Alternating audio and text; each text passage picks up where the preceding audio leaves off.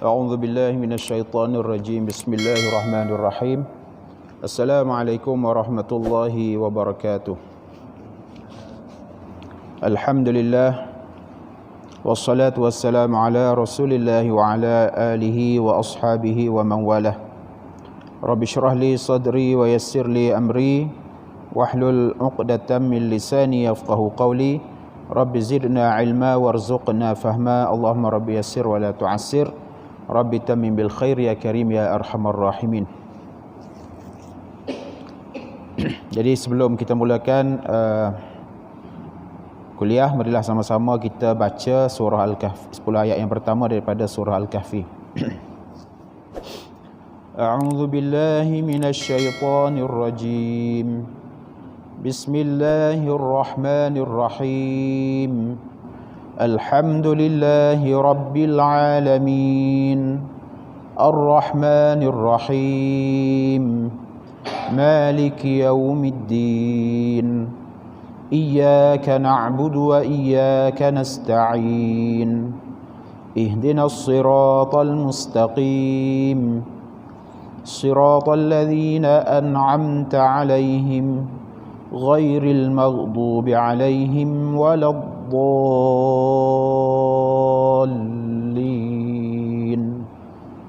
Amin. Bismillahirrahmanirrahim. Alhamdulillahilladzi anzala 'ala 'abdihil kitaba wa lam yaj'al lahu 'iwaja قيما لينذر بأسا شديدا من لدنه ويبشر المؤمنين الذين يعملون الصالحات أن لهم أجرا حسنا ماكثين فيه أبدا وينذر الذين قالوا اتخذ الله ولدا ما لهم به من علم ولا لآبائهم كبرت كلمة تخرج من أفواههم إن يقولون إلا كذبا فلعلك باخع نفسك على آثارهم إن لم يؤمنوا بهذا الحديث أسفا إنا جعلنا ما على الأرض زينة لها لنبلوهم أيهم أحسن عملا وإنا لجاعلون ما عليها صعيدا جرزا أم حسبت أن أصحاب الكهف والرقيم كانوا من آياتنا عجبا إذ أوى الفتية إلى الكهف فقالوا ربنا آتنا من لدنك رحمة وهيئ لنا من أمرنا رشدا صدق الله العظيم. Alhamdulillah, bersyukur pada Allah Subhanahu wa taala kerana dengan limpah kurnia-Nya dapat sama-sama kita berkumpul pada malam ini. Moga-moga kita akan mendapat keberkatan dan juga ganjaran daripada Allah Subhanahu wa taala. Insya-Allah pada malam ini kita sambung lagi berkenaan dengan puasa sunat.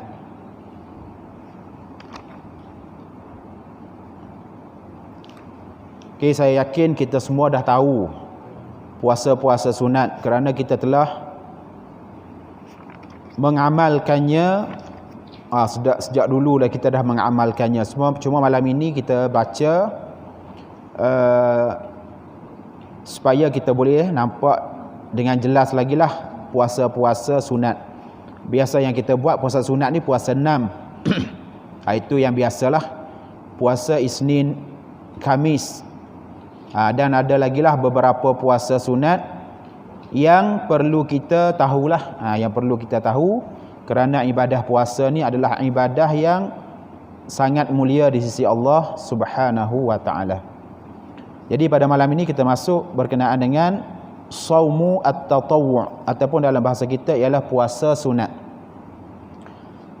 Baik, puasa sunat ni takrifnya ialah puasa sunat ataupun dalam bahasa Arabnya dipanggil tatawwu'. Tatawwu' ni kalau bahasa orang putih kat orang panggil volunteer. Minal mutatawwi'. Siapa yang volunteer, tu dalam bahasa Arab lah. Jadi dia kata puasa sunat ni tatawwu', sukarela.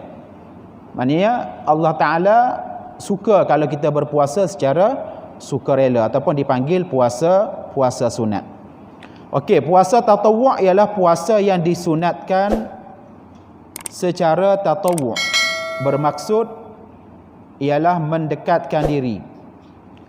Tatawwu' ni artinya bermaksud mendekatkan diri kepada Allah Ta'ala dengan ibadah yang tidak difardukan. Maknanya ibadah yang kita nak buat ni dia tak diwajibkan oleh Allah. Cuma kita secara sukarela untuk melakukan ibadah tersebut. Sebab itulah dia panggil tatawwu'. Tidak syak lagi bahawa puasa adalah di antara ibadah yang paling afdal. Antara ibadah yang paling afdal di sisi Allah ialah puasa. Al-Bukhari dan juga Imam Muslim meriwayatkan daripada Abu Sa'id radhiyallahu anhu, katanya, aku mendengar Rasulullah sallallahu alaihi wasallam bersabda, man shama yauman fi sabilillahi ba'adallahu ta'ala wajhahu 'anil nari 70 kharifah.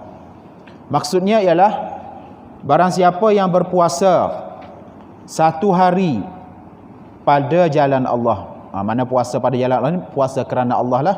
Satu hari sahaja dia kata, maka Allah Subhanahu Wa Ta'ala akan menjauhkan wajahnya daripada neraka sejauh 70 musim perjalanan.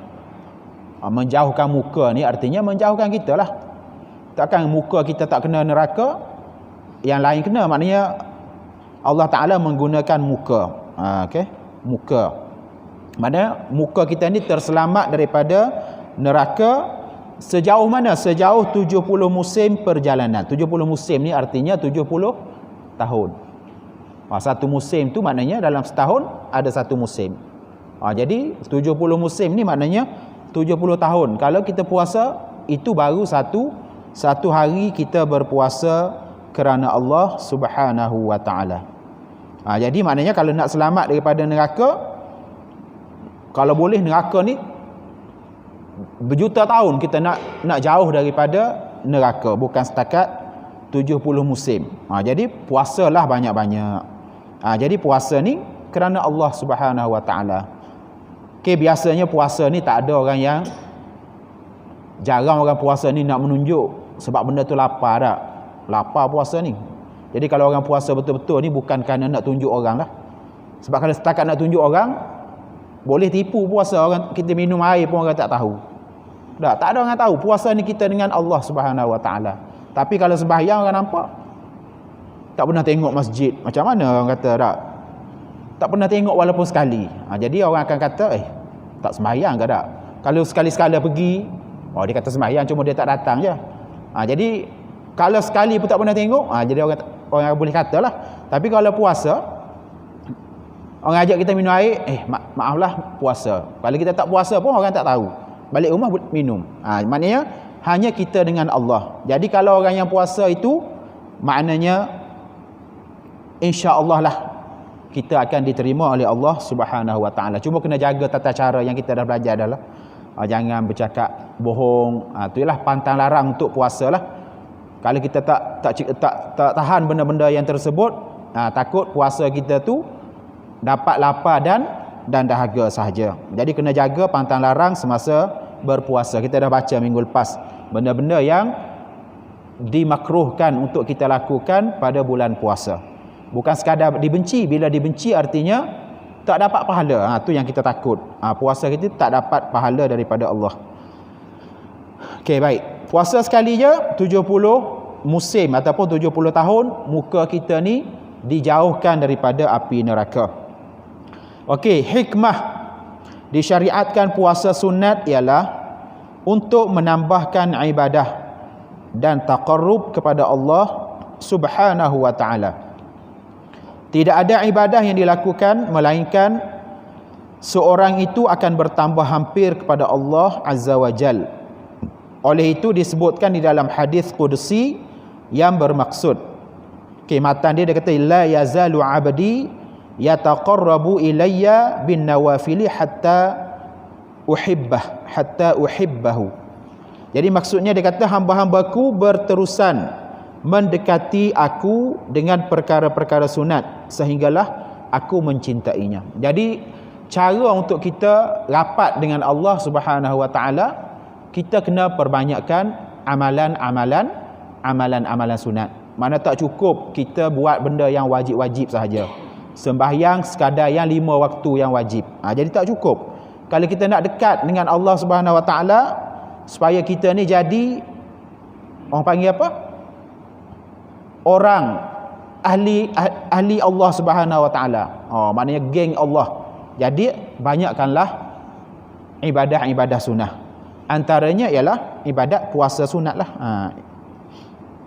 Mana hamba-Ku ni berterusan akan mendekati aku dengan perkara-perkara yang sunat, sehinggalah aku ni akan mencintainya. Jadi benda ni benda yang sangat penting. Jadi hikmah puasa ni ialah puasa sunat ni ialah untuk nak menambahkan ibadah dan juga taqarrub kita kepada Allah, supaya kita ni rapat dengan Allah Subhanahu wa taala. Maknanya kita ni kalau rapat dengan Allah, maknanya tak ada apa lagi lah. Nombor satu lah, tak ada benda lagi yang perlu kita runsing bila kita rapat dengan Allah Subhanahu wa taala. Kita atas dunia ni kalau rapat dengan orang kaya pun dah rasa hebat. Kita rapat dengan YB, makna kita akan rasa selamat. Mana ada masalah pun YB boleh settle, tolong kita ni. Maknanya kalau kita baik. Begitu juga kalau kita baik dengan rapat dengan Allah Subhanahu wa taala, maknanya itu sebagai jaminan lah. Jaminan untuk kita hidup senang di akhirat, insya-Allah. Okey, tidak syak lagi bahawa kecintaan Allah Taala kepada hamba-Nya dan hampirnya hamba itu kepada Tuhan dengan Tuhannya akan menjauhkan dirinya daripada maksiat. Okey, bila kita dekat dengan Allah, maka kita akan terhindar, kita akan tak akan melakukan maksiat. Maknanya kalau kita buat juga maksiat tu, maknanya kita tu belum lagi hampir ataupun belum lagi dekat dengan Allah Subhanahu wa taala. Betul lah makna disebutkan la yazni az-zani hina yazni wa huwa mu'min. Orang yang berzina tu tak akan berzina kalau semasa dia berzina tu dia seorang yang beriman. Maknanya mafhum daripada tu, orang yang melakukan zina tu artinya semasa dia buat tu maknanya dia tak ada iman masa tu. Bukan kata orang berzina ni memang tak ada harapan, bukan. Dia masih boleh bertaubat, tapi nak ceritanya semasa dia buat benda tu confirm dia tak ada keimanan. Jadi betul lah kalau kita dekat dengan Allah, sentiasa rapat dengan Allah, ada jaminan mana kita tak akan buat maksiat. Okey, mendekatkan dirinya dengan ketaatan dan mempercepatkannya melakukan perkara yang ma'ruf dan kebaikan. Jadi maksiat tu kita dah tak buat dan kita ni semakin ringan tulang untuk melakukan benda-benda yang baik. Dan nak buat benda baik, nak buat benda-benda yang ma'ruf. Dengan ini maka luruslah keadaan manusia dan eloklah kehidupannya. Jadi penting sangat kita melakukan ibadah-ibadah sunat, terutamanya ibadah puasa. Jadi saya bukan nak kata kepada orang lain, puasalah benda yang paling susah. Sebab kita ni bahasa jenis tak boleh lapar. Bangun pagi tu tak ada kerja lain. Kedai kopi tak. Kalau orang kaki kedai kopi, mana tak pergi kedai kopi memang rasa macam tak sempurna hidup dalam sehari. Sebab apa? Sebab kita ni nak makan. Sentiasa nak makan. Tak semestinya banyak. Sikit pun makna kita memang memerlukan kepada makan tu. Jadi sebab itulah benda ni besar pahalanya di sisi Allah Subhanahu Allah Ta'ala. Jadi kalau kita boleh buat, maknanya insya-Allah kita ada cara atau ada jalan untuk mendekatkan diri kepada Allah. Okey, seterusnya kita masuk puasa sunat dan jenis-jenis dia. Okey, ada berapa banyak puasa sunat dan berapa kali dah kita buat puasa-puasa sunat ini. Kita boleh muhasabah dirilah puasa sunat dan jenis-jenisnya. Jadi pengarang kata kami akan menyebut secara ringkas puasa sunat dan juga jenis-jenisnya. Jadi kita ambil yang pertama, puasa hari hari Arafah. Jadi puasa kalau yang jenis setahun sekali ni, insya-Allah biasanya kita buat. Tak, sebab orang war-war. Esok ingat. Esok hari Arafah. Jom kita pakat-pakat berpuasa. Biasanya kalau yang setahun sekali, kita boleh buat. Kita sama-sama buat kan. Orang iklan, okey, puasa Arafah kan. Biasanya kita akan buat lah. Okey, puasa Arafah ni apa? Puasa pada hari Arafah iaitulah pada 9 Zulhijjah. Bulan haji ni. 9 Zulhijjah. Ia disunatkan kepada orang yang tidak menunaikan haji. Kita lah. Kita yang tak pergi haji ni, kita disunatkan supaya berpuasa pada 9 Zulhijjah. Mana orang yang tidak haji. Bukan jemaah haji. Mana jemaah haji ni tak disunatkan. Orang buat haji dia tak disunatkan puasa pada 9 Zulhijjah. Sebab mereka itu ada ibadah lain yang perlu dilaksanakan di tanah suci. Jadi oleh kerana kita ni tak ada kesempatan lagi nak pergi tanah suci, maka untuk orang kata apa, support orang-orang yang berada di tanah suci, maka Allah Ta'ala sunat. Okey, maknanya telah mensyariatkan puasa sunat pada 9 Zulhijjah. Daripada Abu Qatadah radhiyallahu anhu katanya Rasulullah sallallahu alaihi wasallam ditanya mengenai puasa Arafah. Lalu baginda bersabda, Nabi ditanya nak puasa Arafah ni macam mana? Jadi Nabi jawab, yukaffirus sanatal madiyata wal baqiyata. Jadi besar juga ganjaran dia ialah puasa Arafah ini yukaffir. Ia menghapuskan dosa-dosa tahun yang lalu dan tahun yang akan datang. Maknanya satu hari Arafah kita puasa boleh cover 2 tahun. Tahun selepas dan tahun akan datang. Maknanya besar ganjaran daripada Allah Subhanahu wa taala. Tapi kita sahaja yang tak terasa sebab pahala ni benda yang tak nampak. Tu ya. Allah Taala ni, kita hidup ni memang ujian betul. Kalau pahala ni nampak macam duit, maka banyaklah kena buat masjid. Tak muat masjid nak. Semua nak datang ke masjid. Oleh kerana pahala ni tak nampak, itulah masalahnya. Tak nampak. Tapi kita, kalau orang yang yakin, walaupun tak nampak tapi dia yakin. Sebab itu dia bersungguh-sungguh dalam segala ibadah yang disuruh oleh Allah Subhanahu wa taala. Memang ujian Tuhan ni memang terlalu sukar. Nak lulus ujian Tuhan ni memang sukar lah. Jadi kalau siapa-siapa yang lulus ujian Tuhan ni, ujian Allah ni, maknanya memang dia tu orang yang terbaik sungguhlah, orang yang terpilih. Okey, orang yang terpilih lah. Sebab kalau kira ni ganjaran Allah ni terlalu besar. Sehari puasa Arafah, tahun lepas ampun puasa tahun lepas dan setahun yang akan datang. Lepas tu kita tak nak percaya sebab ini janji daripada Nabi. Nabi ni datangnya daripada Allah. Wahyu ni datangnya daripada Allah. Okey.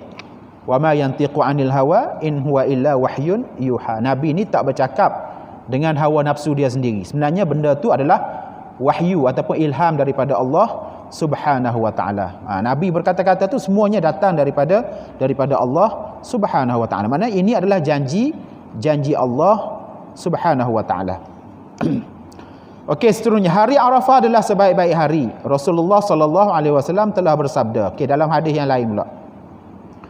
Hari Arafah Nabi kata ma min yaumin akthara min an yu'tiqallahu fihi 'abdan minan nari min yaumi Arafata.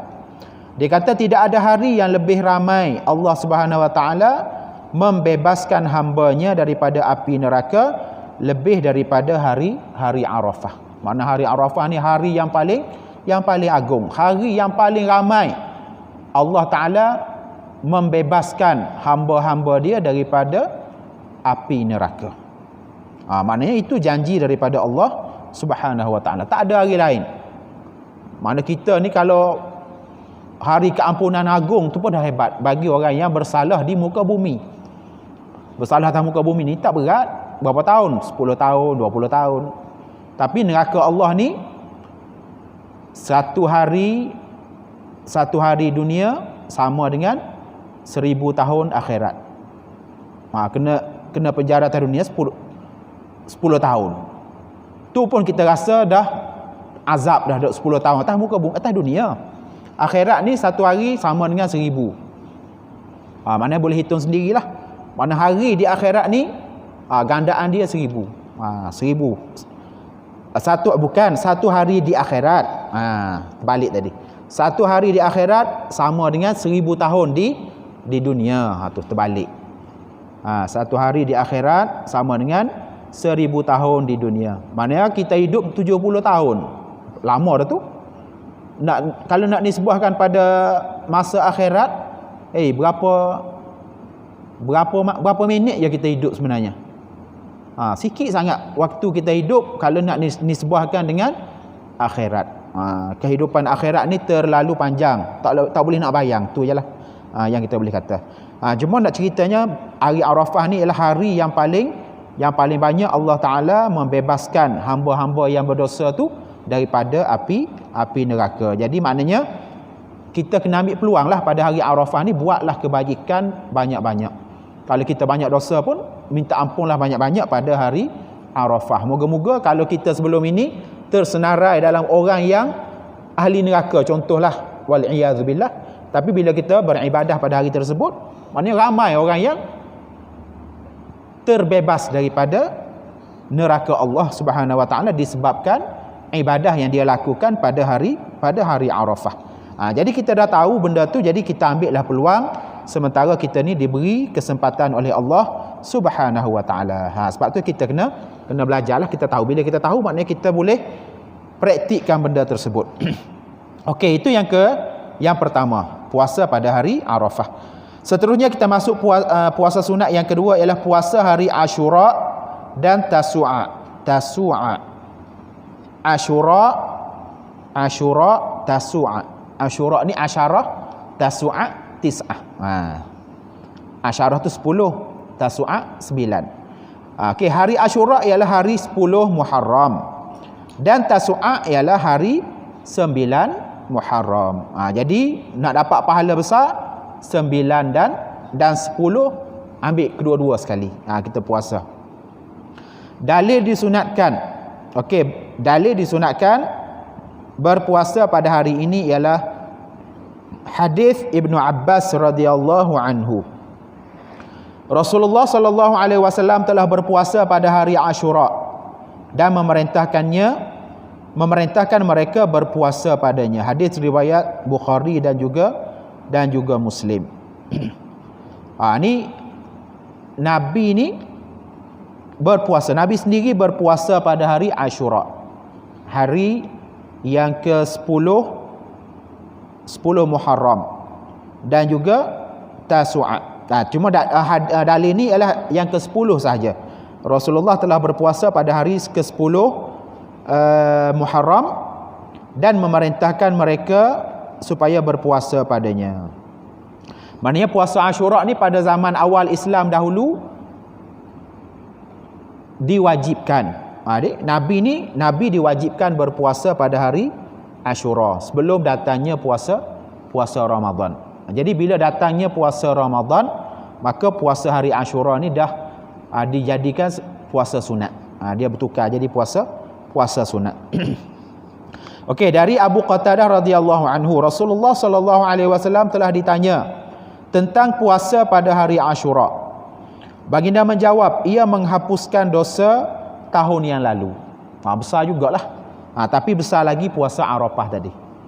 Jadi Ashura dia hanya mengampunkan dosa yang setahun yang lepas. Masih besar lagi lah. Tapi Arafah lagi besarlah, 2 tahun belakang dan hadapan.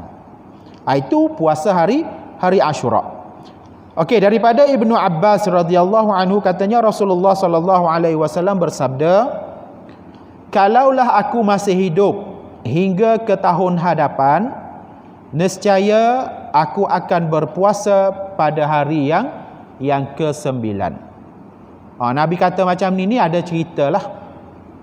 Tetapi baginda sallallahu alaihi wasallam wafat sebelum daripada itu. Maknanya sebelum ni Nabi hanya puasa pada hari Ashura. Nabi puasa hari yang ke-10 Muharram. Tiba-tiba sahabat bagi tahu Nabi, "Ya Rasulullah, puasa Ashura ni bukan kita sahaja yang puasa. Puasa ni orang-orang Yahudi pun berpuasa pada hari Ashura." Jadi bila sahabat kata begitu, Nabi pun kata, kalaulah ni dah terlepas dah 10 Ashura ni dah terlepas. Mana kalau nak ambil 10 pula tahun depan pula. Atau Nabi kata macam tu, kalaulah aku masih hidup sehingga ke tahun hadapan, nescaya aku akan berpuasa pada hari yang ke-9. Itu sebagai dalil. Tapi Nabi tak sempat puasa pada hari yang ke-9. Jadi kenapa? Apa hikmah Nabi berniat untuk puasa hari yang ke-9? Dia ada sebut di bawah ni. Yang pertama, sebab Nabi tak nak ibadah kita ni menyamai ibadah orang Yahudi. Sedangkan itu benda ibadah tu Nabi ni dia tak nak. Walaupun ibadah Yahudi pun dia beribadah cara dia lah. Dia puasa hari yang ke-10, kita pun puasa. Jadi Nabi tak nak ibadah orang Islam kita ni sama dengan ibadah orang Yahudi. Jadi Nabi bercita-cita, kalau tahun depan aku masih hidup, aku nak puasa 9 dan 10 supaya tak sama dengan puasa orang Yahudi. Tapi tak sempat. Nabi tak sempat sampai ke tahun hadapan. Nabi wafat sebelum itulah. Jadi sebagai dalil lah untuk kita disunatkan puasa hari yang ke-9, sebab itu adalah cita-cita daripada Nabi sallallahu alaihi wasallam. Walaupun baginda tak sempat untuk berpuasa Tasu'a, 9 Muharram. Jadi di bawah ni dia sebut hikmah. Apakah hikmah disunatkan puasa pada hari Tasu'a di samping hari Ashura? Okey. Ialah untuk ihtiyati. Yang pertama, hikmah dia ialah untuk ihtiyati. Ihtiyati ni dalam bahasa Arab, dalam bahasa kita ialah untuk berjaga-jaga ataupun beringat-ingat ataupun untuk berhati-hati. Berhati-hati apa? Jadi kita puasa yang ke-9 itu ialah untuk berhati-hati bimbang berlakunya kesilapan pada menetapkan awal bulan. Dia takut kita ni tersalah. Dia kata kita hari bulan, kita nak menetapkan hari bulan 1 Muharram tu, takut kita tersalah, takut kita tersalah lewat, dia kata. Sedangkan sunatnya hari yang ke-10. Bila kita salah letak hari bulan, kita pergi puasa 10 Muharram, tapi sehakikatnya dah 11.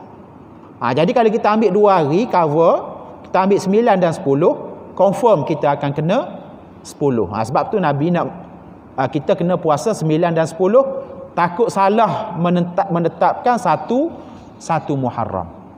Itu sebab dia lah. Takut tersalah letak awal Muharram. Takut sepatutnya awal Muharram yang sebenar-benarnya hari Ahad. Kita perhitungan salah ke apa ke, kita pergi kata 1 Muharram hari Isnin.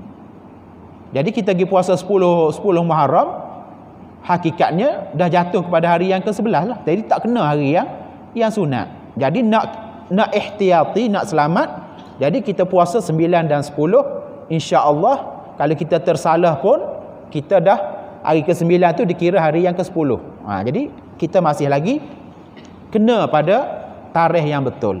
Tu yang pertamalah hikmah dia. Ada hikmah yang kedua yang paling penting yang tadilah. Hikmah yang kedua kenapa Nabi suruh kita, Nabi bercita-cita nak puasa 9 Muharram, ialah yang kedua dia kata, dan untuk membezakan diri dengan orang Yahudi. Jawapan dia saya dah beri tadi.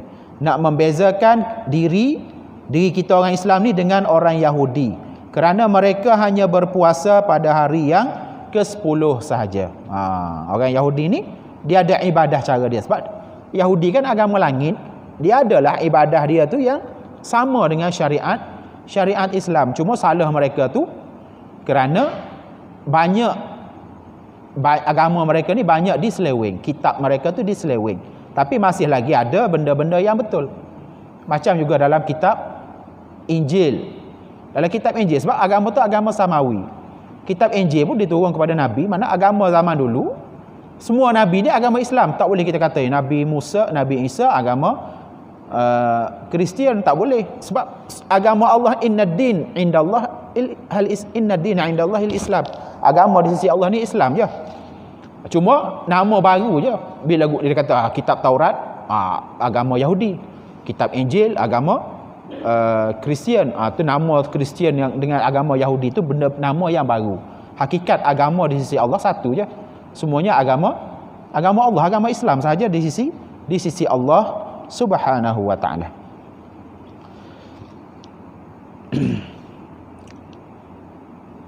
Okey, oleh itu disunatkan bagi orang yang tidak berpuasa Tasu'a. Jadi ulama pun buatlah. Oleh itu dia kata disunatkan bagi orang yang tidak berpuasa Tasu'a bersama dengan Asyura agar dia berpuasa pada hari yang ke-11. Jadi contohnya kita tak perasan ataupun kita tak teringat nak puasa pada 9. Tapi hari yang ke-10 kita puasa, 10 Muharram kita puasa.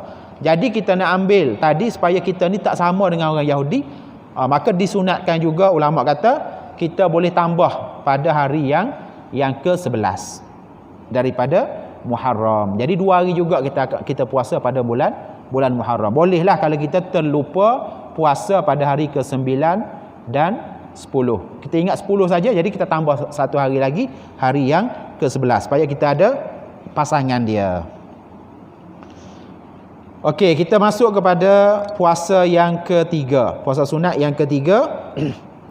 Puasa pada hari Isnin dan Khamis. Yang ini yang telah kita amalkan. Okey, yang kita baca atas tadi hanya sekali dalam setahun. Asyura pun sekali setahun, puasa hari Arafah pun sekali setahun. Yang boleh puasa setiap minggu ni ialah puasa hari Isnin dan hari Khamis. Dalilnya ialah hadis yang diriwayatkan oleh At-Tirmizi daripada Aisyah radhiyallahu anha, katanya Rasulullah sallallahu alaihi wasallam sentiasa berpuasa pada hari Isnin dan juga hari Khamis. Benda ni amalan Nabi sallallahu alaihi wasallam. Nabi tak pernah tinggal puasa Isnin dan juga Khamis. Jadi kalau nak sihat tak ada ubat lain. Paling senang perbanyakkan puasa. Paling kurang Isnin dan Khamis. Jadi sebab itu adalah amalan daripada Nabi sallallahu alaihi wasallam. Mana sebagai ibadah mingguan puasa Nabi ialah Isnin dan Khamis. Itu yang rutin lah, yang rutin.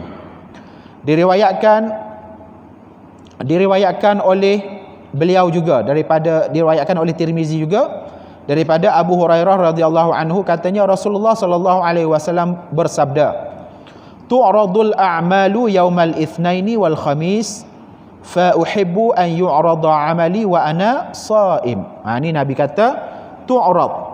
Dia kata setiap amalan itu akan dibentangkan pada setiap hari Isnin dan hari Khamis. Maka aku suka agar amalanku dibentangkan dalam keadaan aku berpuasa. Jadi amalan mingguan kita ni akan dibentangkan di hadapan Allah.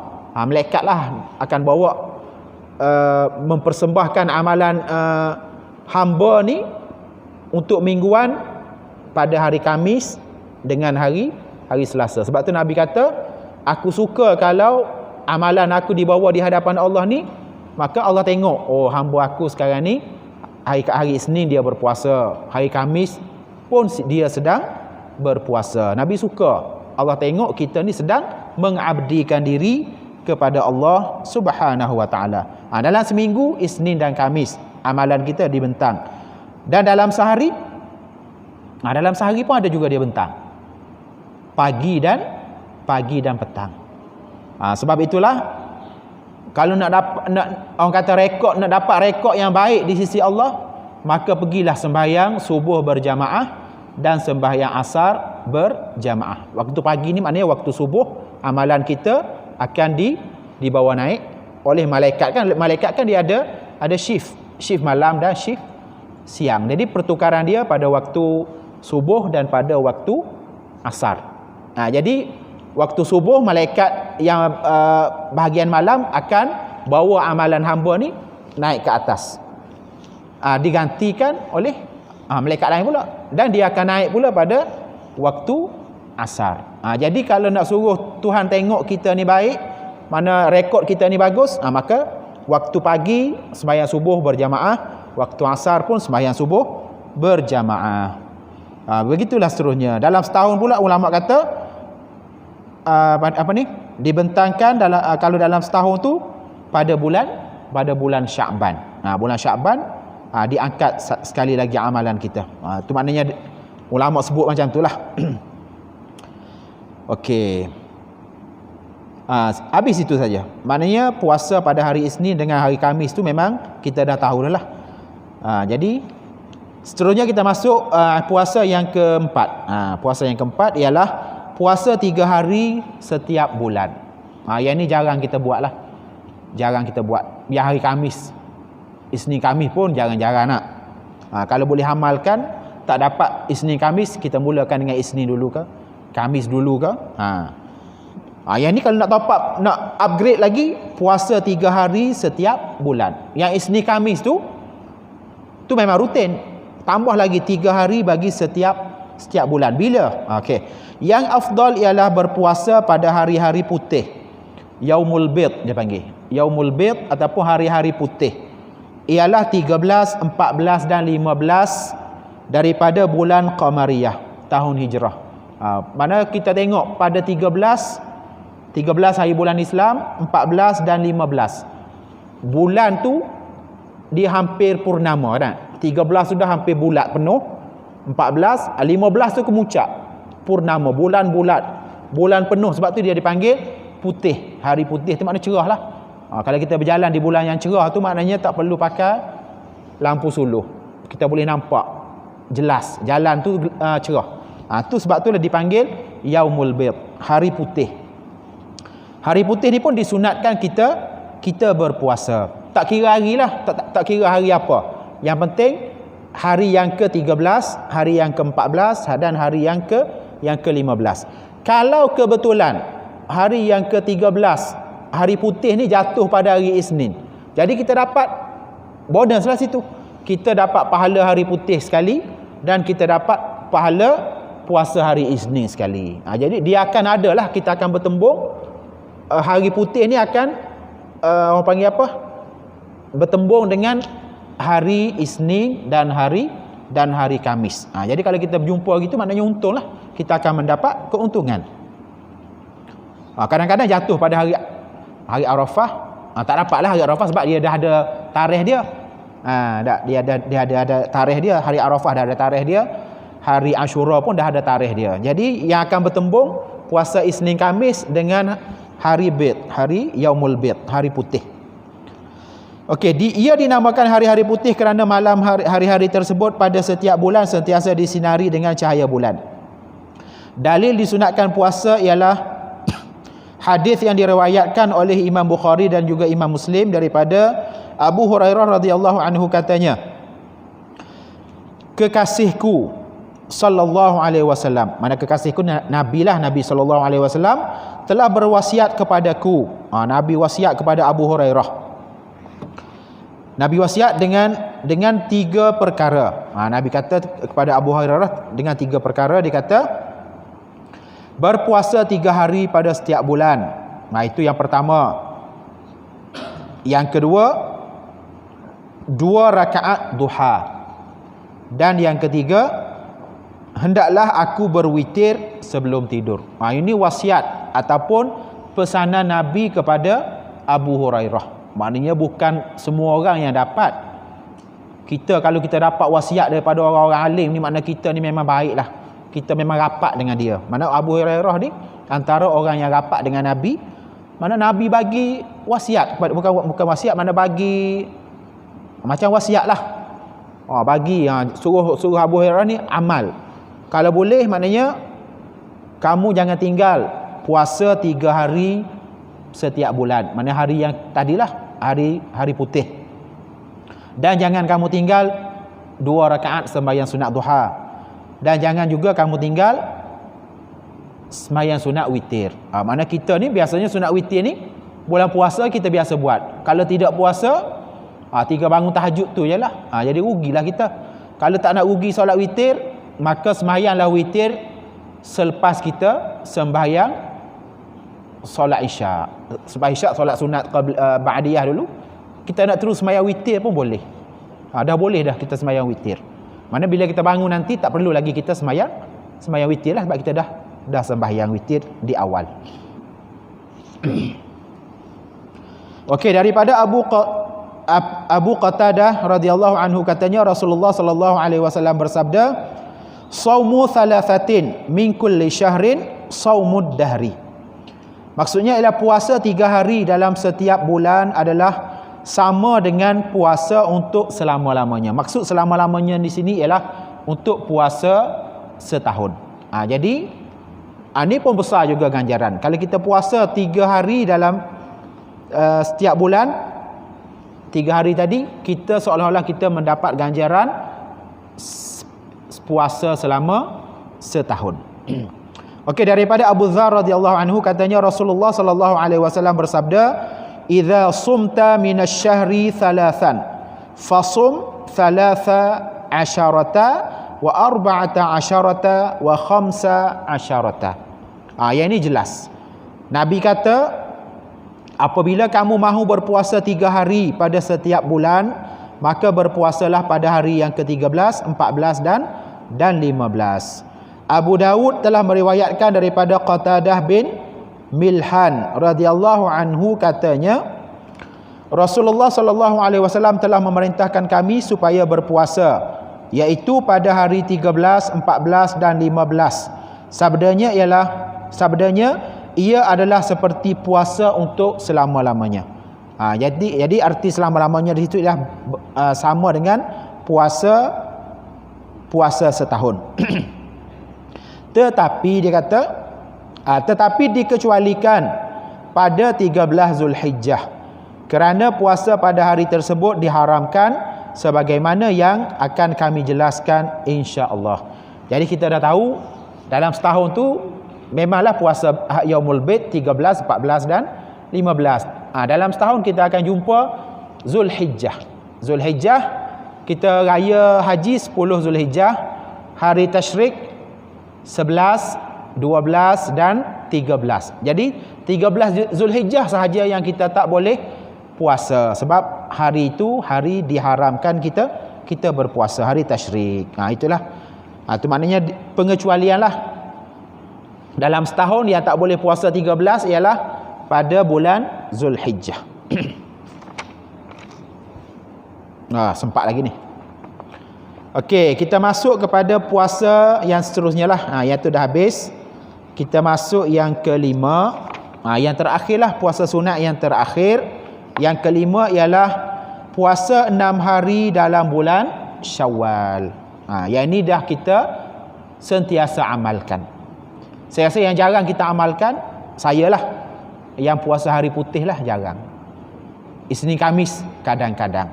Pun jarang jugalah kadang-kadang. Tapi kita tahulah, Isnin Khamis ni kita tahu biasa tak? Yang hari putih ni kadang-kadang kita tak perasan. Kita jenis tak prihatin kepada bulan. Tak tahu bulan hijrah. Kita hanya tahu bulan orang putih. Bila-bila lagi kalau 20 hari bulan tu kita akan tahulah hari ni berapa 20, sebab 5 hari lagi gaji. Tu yang kita tahu sangat tu. 25 hari bulan gaji. Sebab kita ingat. Tapi bulan Zulhijjah tak ingat. Saya sendiri pun tak ingat. Kalau siapa yang ingat bulan Islam tu, mana terbaik lah. Dia memang orang yang hebat.